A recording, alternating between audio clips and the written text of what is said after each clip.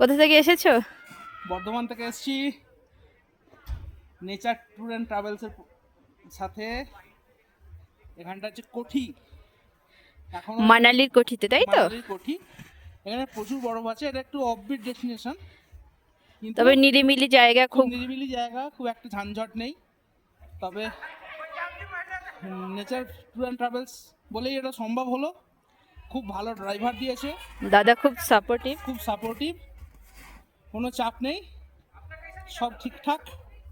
আসুন আপনারা সবাই এনজয় করুন আপনাদের মতো করে। আর পরিবেশটা একবার দেখে নিন। পরিবেশটা একবার দেখুন, চারিদিকটা সাদাই সাদা পুরো। পল্লবদার কোনো কথা হবে না, মানে এত ভালো সার্ভিস। যতবার ফোন করছি ততবার ফোন করে সাপোর্ট করছে আমাদেরকে, একদম অদ্ভুত ফিলিংস।